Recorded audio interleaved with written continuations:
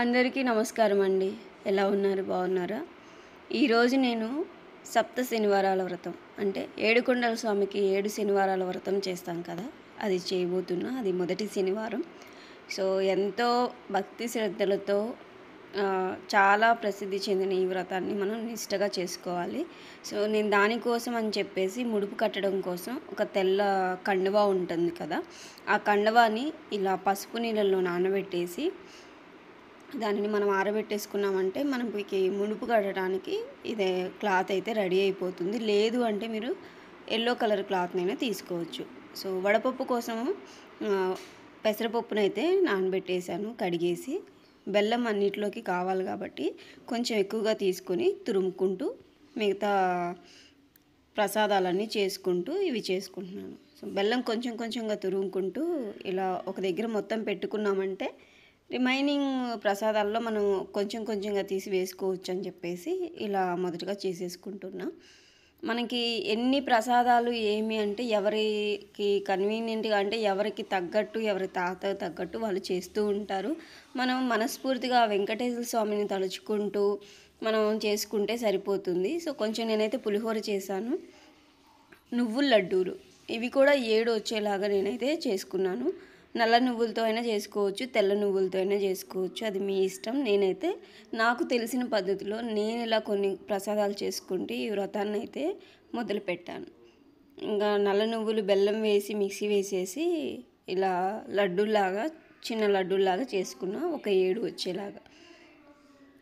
మనకి ఇలా చేసి మనం అనుకున్నది అవుతుందా లేదా అని కాదు, నాకు చెయ్యాలి అనిపించింది. నేను చేశాను. ఇంకా దేవుడి మీద భారం అనమాట. సో, ఇంకెంతకి పరమాన్నం మేమైతే పాయసం అంటాం. బెల్లం పాలు వేసి చేస్తాము. అది చేసేస్తున్నా. పానకం కూడా చేసేస్తున్నా. దీనికి కొన్ని మిరియాలు, యాలకులు దంచేసేసి అందులో బెల్లం వేసి వాటర్ వేసి పెట్టేశాను. పిండి దీపాలు చేయడం కోసం బియ్యం ముందు రోజు నైట్ నానబెట్టేసి అవి మిక్సీ వేసేసి ఇలా జల్లెడ వేసుకుంటూ ఒక పక్క పాయసం అవుతూ ఉంది. పిండి దీపాల్లోకి ఆ పిండి జల్లెడ వేసిన తర్వాత పాలు, బెల్లం కొంచెం వేసేసి చలివిడి దీపాలు పెట్టాలి కదా వెంకటేశ్వర స్వామికి, అందుకని చెప్పేసి ఇలా కలిపేసుకుంటూ ఉన్నాను. పాలు పోసేసి అలా కొంచెం ఆవు నెయ్యి కూడా యాడ్ చేస్తున్నా.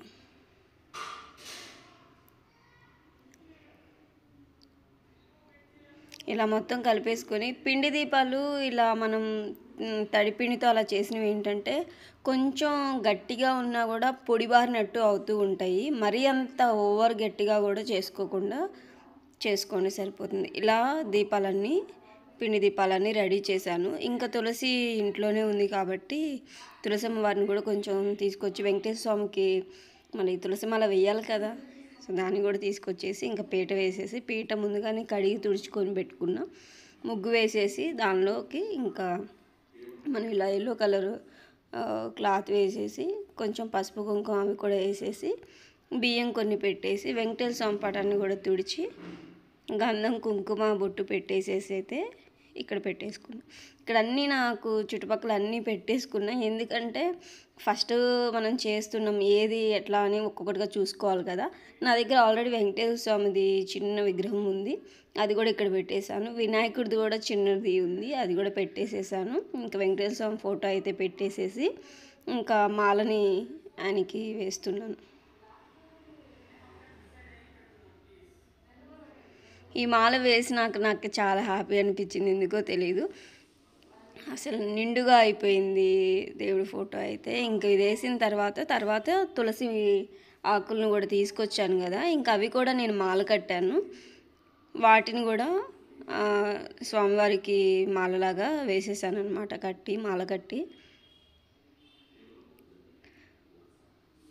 నాకు తెలిసిన విధంగా చేస్తూ ఉన్నా. ఇంకా మాల కొంచెం అయ్యింది, ఇంకొంచెం దాన్ని ఎన్లార్జ్ చేసేసాను. ఇంకా ఈ పిండి దీపాలు ఈ పిండి దీపాలకి నేను నామాలు కూడా వెంకటేశ్వర స్వామి నామాలు కూడా పెట్టుకున్నాను. ఇంకా ఇవి పీట మీదే మనం కొంచెం అడ్జస్ట్ చేసేవని ఒకే దగ్గర వచ్చేలాగా నేనైతే అడ్జస్ట్ చేసుకున్నా. ఒకదాని తర్వాత ఒకటి అన్నీ పెట్టేసి ఒక్కొక్క పిండి దీపంలో 7 ఒత్తులు వేశాను నేనైతే. ఆ 7 ఒత్తులు ఒక్కొక్క దానిలో అన్నిట్లో కూడా 7, 7, 7 అలా ఒత్తులు వేశాను. ఇంకా దానితో పాటు నా దగ్గర శంకు చక్రాలు ఇంకా దీపపు కుందులు కూడా ఉన్నాయి, వాటి కూడా వేసేసాను. ఇంకా అన్నిట్లో ఇలా నువ్వుల నూనెతోనైనా చేసుకోవచ్చు, లేదు అంటే ఆవు నెయ్యితోనైనా చేసుకోవచ్చు దీపారాధన. మనం అన్నిట్లో ఇలా వేసేసుకొని రెడీగా పెట్టేసుకున్నాను.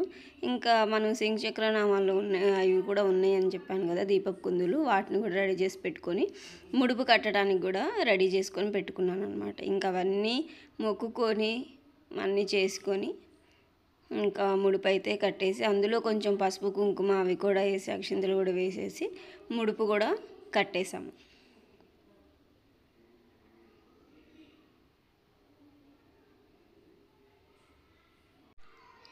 ఇంకా ముడుపు అవన్నీ కూడా అక్కడ పెట్టేసి ఈ ముడుపుని 7 శనివారాలు కూడా మనం అక్కడ పెట్టి పూజ చేసేసుకొని మళ్ళీ లోపల పెట్టేసుకొని ఆ ముడుపుకు కూడా మళ్ళీ దీపాలు ఇట్లా వెంకటేశ్వర స్వామి నామం పెట్టేశాను. కలశానికి కూడా పెట్టాను నేను అలాగే.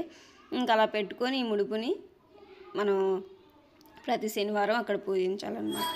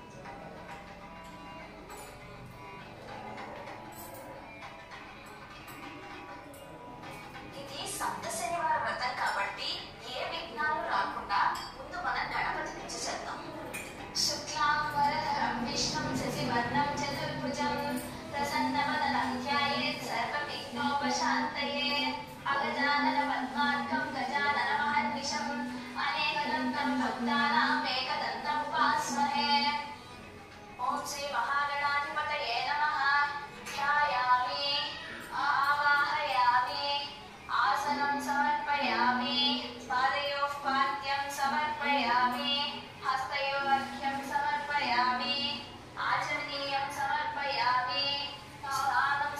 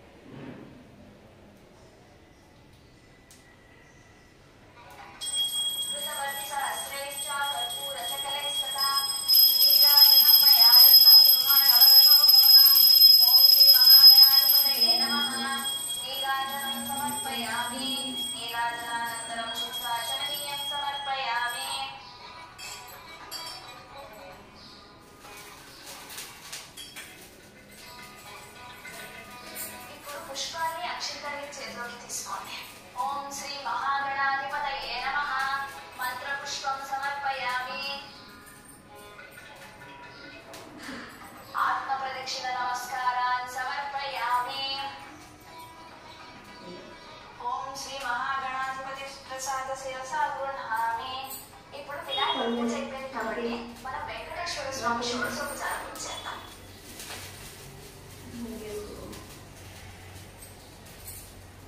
ఓం శాంతాకారం భుజగశయనం పద్మనాభం సురేశం విశ్వాకారం గగన సదృశం మేఘవర్ణం శుభాంగం లక్ష్మీకాంతం కమలనయనం యోగి నృత్యానగమ్యం వందే విష్ణుం భవభయహరం సర్వలోకైకనాథం.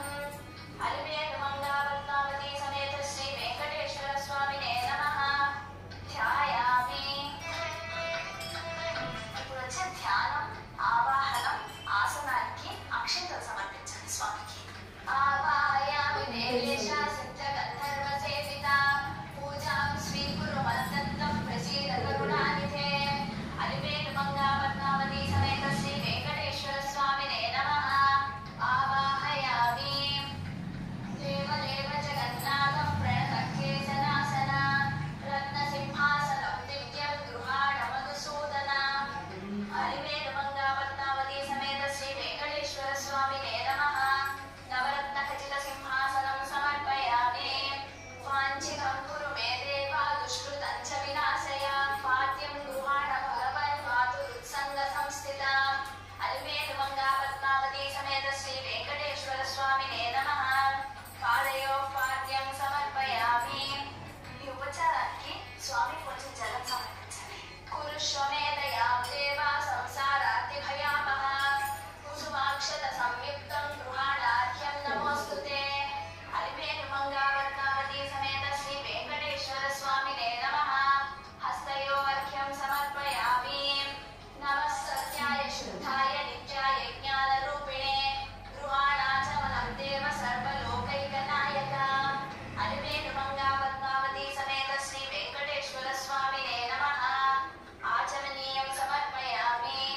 ఈ ఉపచారానికి కూడా జలం సమర్పించండి. ఇప్పుడు రాబోయేది పంచామృత స్నానం. దీనికి స్వామికి పంచామృతాలతో అభిషేకం చేయండి. నది క్షీరాంచ మధుభిః శర్కరాపరమిశ్రితం పంచామృత స్నానమిదం గృహాణ పురుషోత్తమ. అలివేలు మంగాపద్మావతి సమేత శ్రీ వెంకటేశ్వర స్వామినే నమః.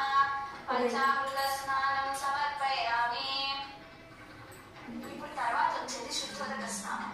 దీనికి స్వామికి జలం సమర్పించండి. గంగా గోదావరి కృష్ణ కావేరి ఆది నదీ జలైః శుద్ధోదక స్నానమిదం పాదోద్భూత సురాపద. అలివేలు మంగా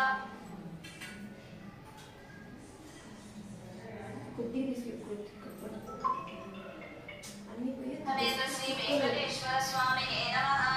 శుద్ధోదక స్నానం సమర్పయామి. స్నానానంతరం ఆచమనీయం సమర్పయతే. అలివేలు మంగాపద్మావతి సమేత శ్రీ వెంకటేశ్వర స్వామినే నమః. వస్త్రయుగ్మం సమర్పయామి. ఈ ఉపచారానికి కొన్ని అక్షింతలు సమర్పించండి స్వామికి.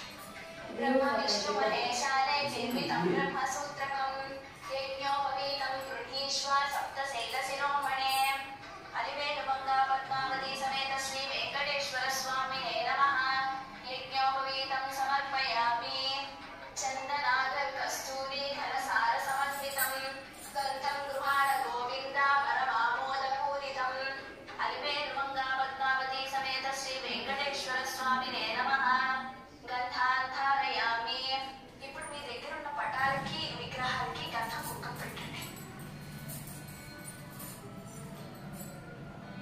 సుగంధాని సుపుష్పాని జాతి కుందముఖాని చ మాలదీవ కులాదీని పూజార్థం ప్రతిగృహ్యతాం. అలివేలు మంగాపద్మావతి సమేత శ్రీ వెంకటేశ్వర స్వామినే నమః. పుష్పాణి సమర్పయామి. ఈ ఉపచారం చేస్తూ స్వామికి పుష్పాలు సమర్పించండి. శ్రీ వెంకటేశ్వరాయ నమః. పాదో పూజయామి. శ్రీ వెంకటాచలాధీశాయ నమః. పురుషో పూజయామి.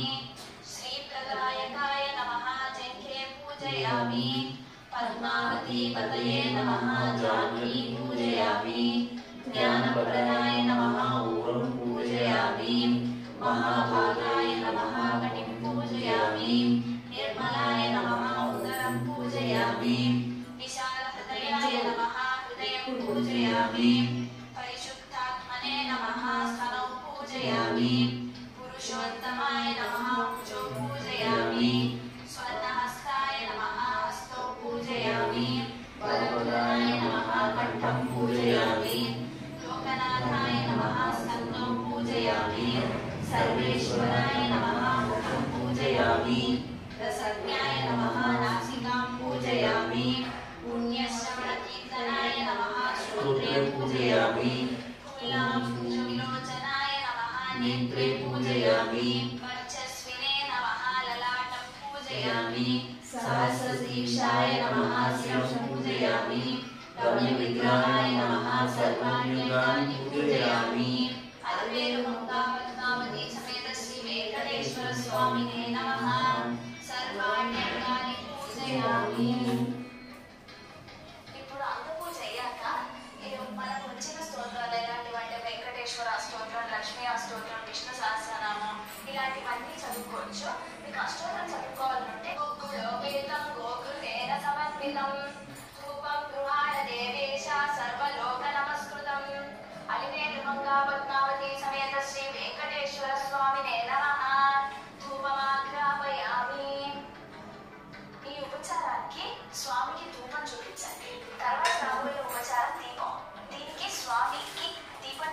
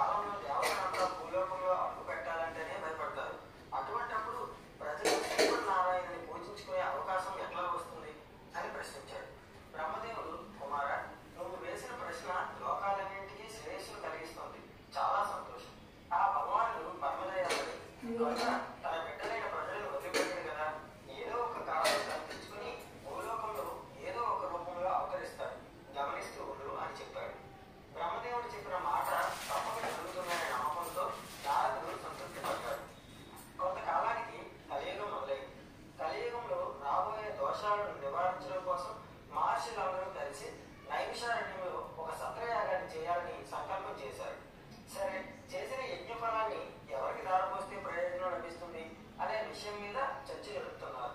ఇంతలో భృగు మహర్షి లేచి యజ్ఞఫలాన్ని అనుగ్రహించడానికి త్రిమూర్తులైన బ్రహ్మ, విష్ణు, శంకరుల్లో అర్హత గల వాళ్ళెవరో నేనే పరీక్షించి మరీ తెలుసుకొని వస్తాను అన్నాడు. ఆ భృగు మహర్షి మహాతపస్సంపన్నుడు. తన యొక్క తప ప్రభావంతో కుడికాలిలో ఒక కంటిని కూడా పొందగలిగిన ధీశాలి.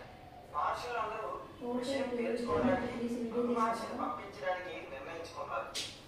ఆ భృగు మహర్షి మొట్టమొదటిగా సత్యలోకానికి వెళ్లి సరాసరి బ్రహ్మదేవునికి ఎదురుగా ఉన్న ఆసనం మీద కూర్చున్నాడు.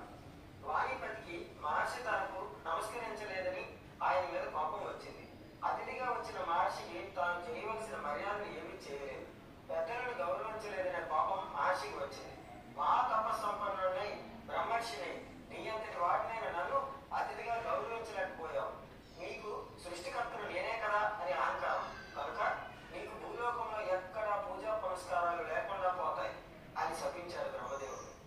ఆ తర్వాత భృగు మహర్షి పరమశివుడి నివాసమైన కైలాసానికి వెళ్ళాడు. అక్కడ పరమేశ్వరుడు పార్వతీదేవితో కలిసి ఆనంద తాండవం చేస్తున్నాడు. ఆ కారణంగా శివుడు మహర్షి రాకనే గమనించలేదు. దాంతో మహర్షికి మిక్కిలి కోపం వచ్చింది. మహేశ్వర, నువ్వు నాట్య విలాస విన్యాసాలలో మునిగిపోయావు. మహాతపస్సాలైన నేను అతిథిగా వచ్చినా నన్ను నిర్లక్ష్యం చేశావు. కనుక భూలోకంలో నీకు లింగ రూపంలోనే పూజ జరుగుతుంది, కానీ నిజ రూపంలో ఆరాధన అనేది అసలు జరగనే జరగదు అని చెప్పించాడు. చివరగా విష్ణులోకంలో అడుగుపెట్టాడు. మాధవుడు శాశ్వరుడే ఉన్నాడు. శ్రీ మహాలక్ష్మి జగన్నాథుడికి పాదసేవ చేస్తుంది. నారాయణుడు ఆమెతో సరస్సాలాపాలు ఆడుతున్నాడు. మహర్షి రాకలు గమనించినట్లే ఉన్నాడు. మూడవసారి కూడా తనకు తిరస్కారమయ్యే ఎదురయ్యేసరికి మహర్షి మిక్కిలి కోపంతో అతిథిగా వచ్చిన నన్ను అవమానించడం న్యాయమేనా అంటూనే విష్ణుమూర్తి యొక్క హృదయం మీద ఒక్క తల్లి తన్నేశాడు. అంటే ఒక్కసారిగా లోకాలన్నీ కంపించిపోయాయి. సముద్రాలన్నీ అల్లకల్లోలమైపోయాయి. భూమి అంతా దద్దరిల్లింది. ఇంత జరిగిన శ్రీ మహావిష్ణువుకి రవ్వంత కోపం కూడా రాలేదు. పరమశాంతంగా పడక మీద నుండి లేచాడు. మహర్షికి నమస్కరించాడు. పైగా, మునీంద్ర, మీ రాకతో వైకుంఠధామమే పవిత్రతను పొందింది. మీ రాకను నా అవినయం వలననే గుర్తించలేకపోయాను. నన్ను క్షమించండి అని అంటూ భృగు మహర్షికి పాదాలు ఒత్తుతూ ఆయన కాలులో ఉన్న కంటిని చిదిమేశాడు. దాంతో మహర్షికి అప్పటి వరకు ఉన్న గర్వం కాస్త నశించింది. వెంటనే మహర్షి మాధవుడికి నమస్కరించాడు. ఓ దేవదేవ, నీ వంటి సత్వగుణ సంపన్నులు 14 లోకాల్లోనూ లేరు. నా అహంకారాన్ని మన్నించండి. లోక సంరక్షణకు తగిన వాడిని నువ్వే. కనుక భూలోకంలో తల్లి ప్రభావాన్ని నశింపజేసి ధర్మ సంరక్షణ చేసి ప్రజల కష్టాలను తొలగించడానికి తప్పకుండా భూలోకంలో అవతరించాలి అని ప్రార్థించి తిరిగి భూలోకానికి తిరిగి వచ్చాడు. మహర్షులందరితో త్రిమూర్తులలో పరమసాత్వికుడు శ్రీమన్నారాయణుడే, అతడే యజ్ఞఫలానికి అర్హుడు అని ఖచ్చితంగా చెప్పాడు. వెంటనే మునులంతా సత్రయాగం మొదలుపెట్టి ఆ ఫలితాన్ని యజ్ఞపురుషుడైన గోవిందుడికే దారిపోశారు. అక్కడ వైకుంఠంలో జరిగిన సన్నివేశానికి శ్రీ మహాలక్ష్మికి మహాకోపం వచ్చింది. ఎందుకంటే శ్రీమన్నారాయణ వక్షస్థలమే శ్రీ మహాలక్ష్మి యొక్క నివాసం. పరమ పవిత్రమైన ఆ వక్షస్థలాన్ని ఒక మహర్షి అలంకరించి తన కాలితో తగిలినా శ్రీహరి ఏమాత్రం కోపగించుకోలేదు. పైగా ఆ మహర్షికి గొప్ప మర్యాదలు కూడా చేశాడు. తన భర్తయ్య తనను గౌరవించలేదు అని వారి చేసిన పనుల ద్వారా మనం గుర్తిస్తున్నారు. అతిథిని గౌరవించడం ప్రధాన కర్తవ్యం. అతిథి అభ్యాగత స్వయం విష్ణువు అని చెప్తుంది శాస్త్రం. అతిథిని గౌరవించకపోతే ఏ స్థితిగతులు కలుగుతాయో ముని శాపాల వలన మనం తెలుసుకోవాలి. బ్రహ్మకి భూలోకంలో ఉనికే లేదు. రుద్రుడికి రూపమే మారిపోయింది. విష్ణువు చెట్లు పొట్టలు పట్టుకుని తిరగవలసిన పరిస్థితి వచ్చింది. కనుక అహంకారాన్ని వదిలిపెట్టి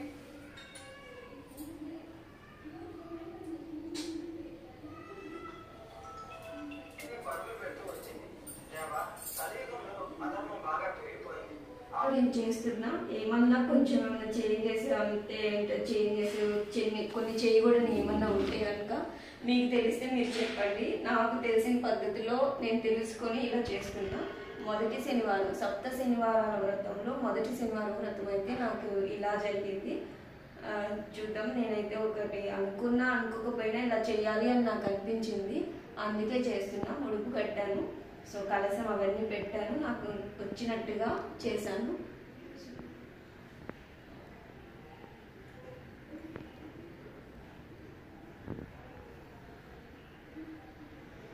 ఆపేసి షార్ట్ తీయను.